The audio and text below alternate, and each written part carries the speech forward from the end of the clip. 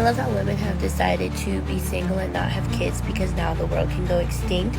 Women have completely lost their minds and they're so stupid. Women under the age of 30 are now single and childless. In 2026, more people are single than ever before.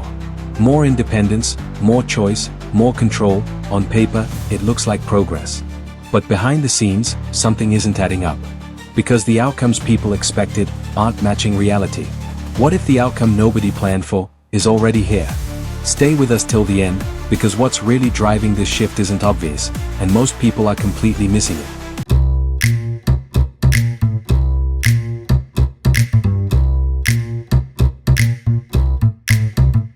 This is actually insane. According to a recent stat, by the year 2030, 45 or upwards to 45% of women between the ages of 25 and 44 will be single and childless. 45%. A room with 100 women, 45 of them will have no children and have no husband. Probably not even a boyfriend unless you consider AI as a reasonable alternative. Folks, this is the long-term effects of modern feminism. Say what you will, and some may even say that feminism won, right? This is what they wanted. They wanted the girl bosses. They wanted women to be more occupied with spreadsheets than bed sheets, right? The home became an insult to a woman's ego, and instead, it was for you to go out there and to not just be like a man. At first, everything seemed like an upgrade. More options, more freedom, fewer compromises. The idea was simple. With better choices, people would end up with better outcomes. I love how women have decided to be single and not have kids because now the world can go extinct and the population can die, all because men thought the world revolved around them, but it never did. It revolved around us. And now because you don't want to listen to us, the world is going to end. New study just came out. Said nearly half of the women under the age of 30 are now single and childless by choice. I would say that movement is working. Y'all have the day you deserve. But more options didn't create clarity, it created hesitation. When everything looks replaceable, nothing feels urgent. And when nothing feels urgent, decisions get delayed. Off to do what any single girl in their 30s with no kids is off to do on a Saturday, and that's whatever the heck I want. Look, I want those things one day, but I'm not there yet, obviously, so we're gonna enjoy our little Saturdays all to ourselves, okay? Enjoy it while you can. We always look for the next stage of life that we literally never enjoy, the one we're in right now. So you know what? I'm going to maybe go to the farmer's market, go for a walk, get a workout in. I don't know, I need toothpaste, go to the store, maybe have some mimosas, go to brunch. I have no brunch plans, but maybe I'll just stumble upon some. That's my Saturday as a single girl in her 30s with no kids. Years pass like that. Not because people don't want relationships, but because they are waiting for something that perfectly fits. And perfection, in real life, rarely shows up. Okay, so almost half of women are apparently going to be childless and single by the year 2030. And this is women between 25 and 44. That's baby making age. And here are the three reasons that that's happening right now. And reason number one is feminism. And by the way, of course, I'm for women making equal pay. Of course, there's a bunch of epic things about feminism. Of course, it was needed. But here's one of the consequences of feminism, whether you like it or not. As we get into this, let me ask an honest question to all the women out there. Would you prefer that your man makes less than you, makes the same amount as you, or makes more than you? Put it in the comments. Less, same, or more in the comments.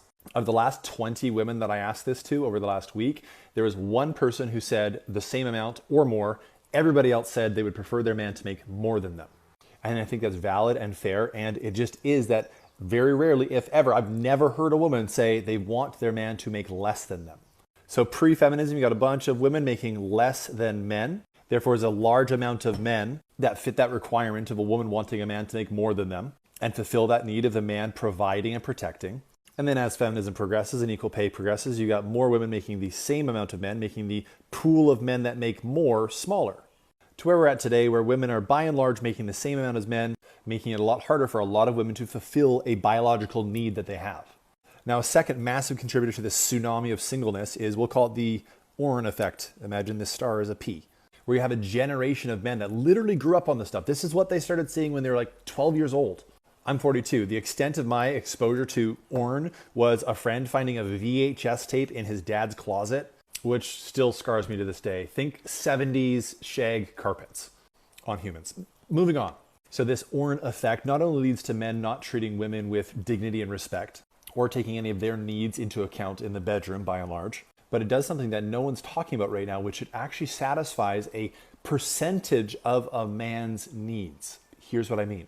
As human beings, women or men, we all have needs. And the more stuff like Orrin or these AI girlfriends that are coming out and all sorts of other things, as these things start to stack up and start to satisfy a man's needs a little bit here, a little bit there, a little bit there, it starts to take away his necessity to learn how to interact with women in a healthy way, how to approach, how to get outside of his comfort zone and face the potential rejection of a female. And as a man, I can tell you there's nothing that hurts more than being rejected by a female.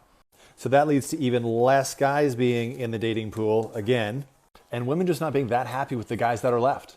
But here's the absolute kicker, and it's actually something that women are not doing on dates that they need to be doing.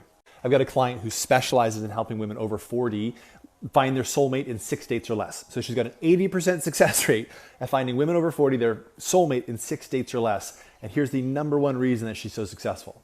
She says, again, her words, not mine, that women fool themselves into believing that there's no good guys out there, that the guys that they're going on dates with just aren't stacking up.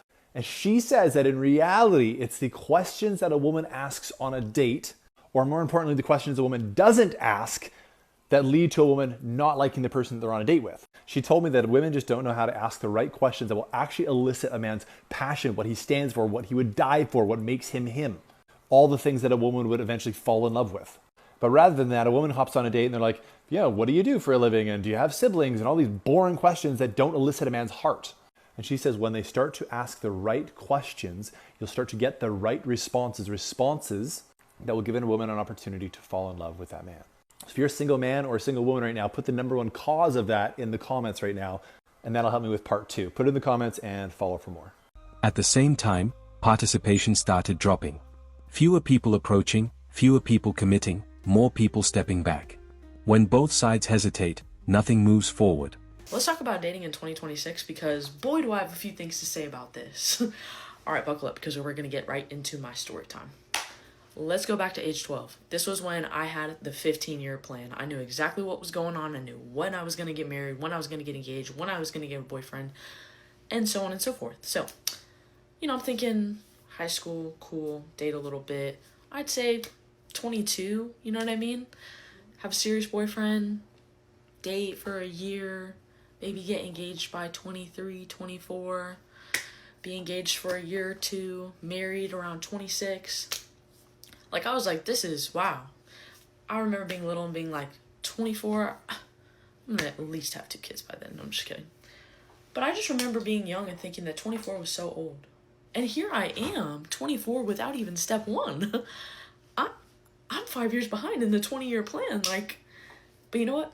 I had to surrender all of that to God because little old me did not know what dating was going to be like in 2026. And for my girls that are out there, it is not easy. And the guys too. You guys know it's not easy. So where is the breakdown? Where is the breakdown? I am a personal trainer. I have worked in a gym for almost 3 years now. I thought for sure I was going to find somebody. I was like, this is exactly where I want to be. This is the kind of people I want to be around. And you know what? That's okay because I had to surrender my expectations to God. I had to let it all go. And I'm actually quite grateful that I didn't meet somebody when I was 18, 19, 20 because I didn't know who I was. I'm a completely different person now. Sure, same heart, same sort of personality, but I didn't know. And I had to date myself and I had to figure out what I want. And now I'm so sure about what I want that anything that doesn't align with this list of non-negotiables that I have, I'm not even going to entertain it. And so if you're in a similar season, just know that the dating pool is not the same. I was born in the wrong generation. I am looking to be back in the 70s, 80s. I feel like that was in the prime. Like, my parents and I are best friends. I'm like, dang, I wish I grew up with y'all. Like, y'all had it so cool, so fun. Everything was not around this. People actually went up to you in public and were like, oh my gosh, I think you're so beautiful. Let me take you out on a date. Where is that? It's just not the same. So, if you're looking to court to marry, because I'm not even going to say date, you're not alone, and I am too. And I believe that God sees our heart. He's preparing us. He's preparing the husbands. And it's just a different time. And you're on your own timeline. And God has a plan for you in your life. And that can look very different than the people that are around you. And that is okay. Another shift? Priorities changed. Careers, personal goals, independence, all valid, all important. But time doesn't pause while priorities shift, and biology doesn't negotiate. Okay, fine. I'm the drama. Okay, but get this. 45% of women are estimated to be single and childless by 2030. But what really got me is the comment section under this post. Gunther Eagleman said, quote, "They love cats." This account called Thinking Crimes, who sounds like a man, says, social media has made them think they're 10s and they're waiting for their rich 6'5" handsome prince they deserve. Well, considering you're most likely a male and your handle is Thinking Crimes, you are probably part of the reason why women are choosing to stay single. And then this guy, they want to be independent. Good for them. Which he might be right. It probably is good for us. Woman said she wants to be provided for. It's a problem. Woman wants to be independent and get her own. It's a problem. Come on. Anyways, I want to know what you think. Comment down below and let me know. That's where the disconnect starts to show.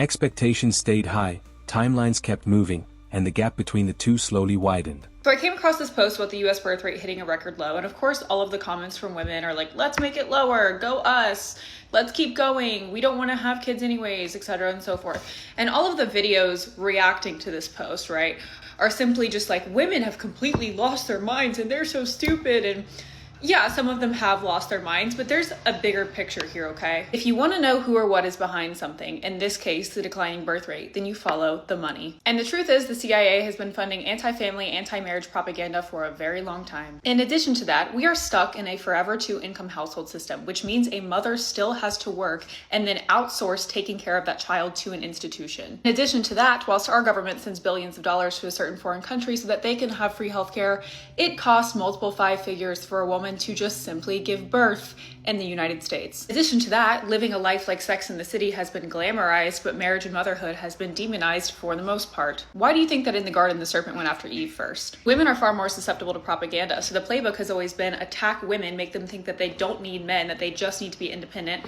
that babies are a burden, that family is a burden, that it's basically just a slavery unit and it's not a covenant under God, so that eventually they'll stop getting married, they'll stop having children, there will be no more young workers, and we can just replace all of you with AI. It's all about money and control.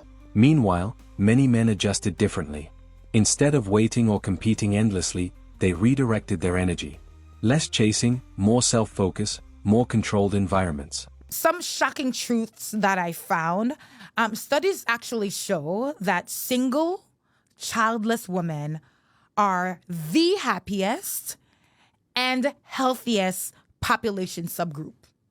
Right? So like if you just kind of look at it from a statistical point of view rather than a societal point of view, convince me again why we spend the majority of our life searching for something that literally will fail your health, literally can make you sick, literally can cause you stress and anxiety and make you die quicker, right? We don't talk about that. So now you have a situation where both sides are optimizing, but in completely different directions. And when directions don't align, outcomes don't either. Being single and child-free is one of the bravest choices a woman can make. And as a divorce lawyer, I can tell you it's one of the most misunderstood investments a woman ever makes in her life. Society has conditioned women to believe that love and motherhood are milestones and not options. You graduate, you get married, you have children. It's like a checklist that you're supposed to complete before 40 or you've somehow failed. But choosing yourself, your freedom, your peace, that's the kind of courage people still don't know how to applaud.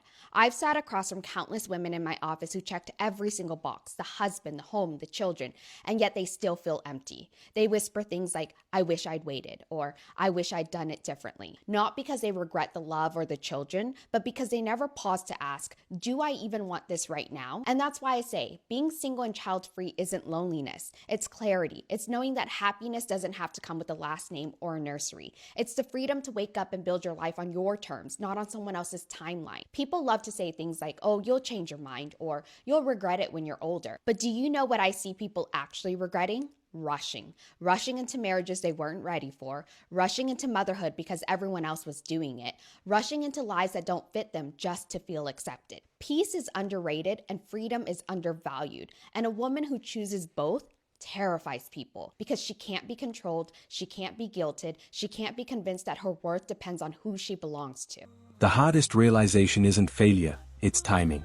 Realizing that waiting too long, expecting too much, or misreading the environment has consequences that can't always be reversed instantly. What woman in 2026 doesn't know how to avoid getting pregnant? No, they all do. Yeah, They all do. so Absolutely. so they did choose. They did have the right to choose, and they chose to risk it, and then they got pregnant. So why should they be allowed to kill a live human being? Even if you personally don't think it's a person. Because it's not a human being. It is a human being. It's It's a human fetus. Human means Homo sapiens. It means the species human. You're human. Everyone here is human. Okay? It's a human. So you can't say it's not human. Choose a different word. It's not formed. It's not like I don't know much about abortions in general, but depending on how fully developed the baby is, that's one thing. But if it's like, okay, so you've been pregnant for a week, like are you saying that is a human being? It's a living human being, definitionally and biologically. You can't disagree. That's a fact. That's like me saying this is a white table and you going. And this isn't loud or dramatic. It's quiet. It shows up in statistics, in conversations, in that subtle feeling that something didn't go the way it was supposed to. I might just be the luckiest girl, you know. Whew, that's a little burp. I just finished eating. I have chosen not to have children or a husband in this lifetime. And many of my friends are like, oh, you're so lucky. You got to do whatever you wanted to do. Oh, you're so lucky, blah, blah, blah. It's not luck. It's got nothing to do with it. I chose what I was going to do and then figured it out. I just figured it out. And you can do the same. But here I am. I'm entering my advanced years. I'm going to be 63 in January. I don't have a shitload of money. I got to figure out what it's going to look like. I don't have family. I can't depend on just random friends to take care of me, right? I got to have a plan. And so I've been thinking about it for a long time, and what I'm really realizing is there are other women in similar situations just like me. And together we can help each other out. I've had a fantasy for many years of having a tiny house community with maybe 6 or 8 or 10 women who all have their own tiny house, and we have shared space and we help each other age.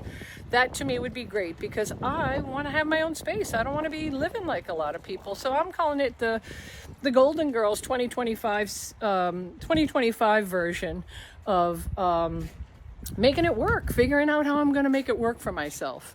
And so I am hoping that this space can become a space to start that conversation. So I invite any of you who are listening and looking in. We're not here to criticize why I didn't do what everybody else did. I just made choices that were for me, and it's good. And I continue to support people that make choices for themselves as well. But let's start a conversation in the comments here about what's your plan. I look like I'm rich. I got rich friends. I'm just at their house. This is not my shit. Trust me. I just have very generous friends who let me stay at their house when they travel. Anyway, I got to put a plan together, and a tiny house community has always been something I've been thinking about. I don't want to live anywhere cold. There's a lot that comes with doing that, but what's your plan? What's your plan if you're like me, aging, got no family, no kids, not sure what you want to do? Tell me in the comments what you're going to do, and let's see if we can't find some way to get the conversation growing and maybe help each other out, because I think together we can make it happen. I am getting tired of hanging from the branch by myself. and I am ready to start creating a community of women, like-minded women, who still want to live, still want to work hard, play hard, and make shit happen. So put down what you're thinking in the comments and let's get the conversation going. Peace out. Love you.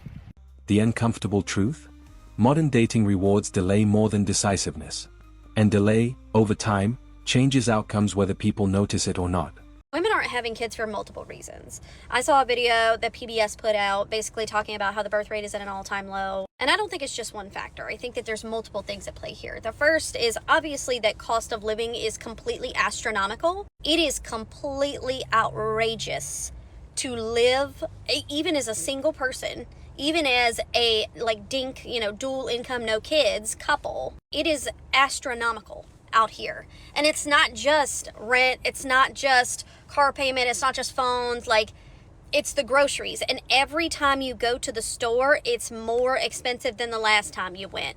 Baby formula is $60 a can, diapers $20. Kids grow up so quick and you have to buy new clothes, new shoes. Sure, you can thrift those things, but again, more expense. Healthcare, just astronomical. Childcare, ridiculous. School activities, field trips, toys, things to stimulate their brain and help them learn. We're the generation that was told our entire lives, don't have children if you can't financially take care of them, and now we're doing that and it's a problem. We're doing what we were told, now it's a problem because we're not having kids at all because it has been made completely unaffordable for us to have them. If I could afford as a single woman to do it alone, I would go to a clinic and have a child on my own. I want children. I don't think that women, are being too focused on the workforce. I don't think that that's everybody's story, right? There are plenty of women out here that want children that cannot financially have them alone. Another factor, we are in a generation where we cannot rely on our male counterparts. We cannot trust men to be responsible father figures. As a woman, you have to consider to yourself, statistically, you are very likely to do it alone. So you can get with a man all you want to, you can marry him, he can tell you up, down, and all around that he wants a child. At the end of the day, the child is your responsibility as a woman, your financial responsibility. If he decides he wants to skedaddle and do whatever with whoever, you're with the child. And so it's your financial responsibility moving forward at that point. That's something that young women are considering, especially in an age where marriage is at an all-time low. We can't even get enough commitment to be in active relationships with these guys. They're not committing to marriages. They're not committing to staying in their households with their children. They're skedaddling. They're leaving. They're going to do whatever with whoever, right? And even if a child that didn't ask to be here is in the mix, he doesn't care if it stands in the way of what he wants to do with his life. We also know that we're not really going to have a lot of help from them, and so we're reluctant to give them children. You're a lazy man. You barely want to go to work. You get home, you prop your feet up, you're on the game, can't even ask you for help with housework without it being a big problem and a big blow up. Why would I give you a child? Why would I trust you with a child? And again, you can give me a child all day long because it's going to end up being my responsibility if you decide that you don't like that I'm nagging you about helping out around the house or asking you to babysit your own child. I really do believe that the problem is that there's a huge affordability crisis with no end in sight that continues to get worse and worse, to where even when women would say, honestly, if I could afford it on my own, I would have a baby on my own, right? I would go to the clinic and have a child. I cannot do that because I can't promise that I can. I can't promise that I can afford to do that. And even if I were to meet a man tomorrow and we decided to have kids 2 and 3 years down the road, I can't trust that he's gonna stay because they've been led to believe that it's normal to abandon your family unit. It's normal to abandon your children, right? Those are things that are normalized in our culture with men. Laziness is normalized. If I pay the bills, you do it, literally everything else, and don't you dare ask me for shit is normalized. Those are just the two main reasons that I think, outside of women who maybe just don't want children, which is completely valid, why women who want children will not have them in these times. At the end of the day, this isn't about one side winning or losing. It's about a system where expectations, timing, and behavior stopped aligning, and now people are living with the results. Men stopped playing by the rules, and now everyone's freaking out. Let's break down why silence has become the loudest move.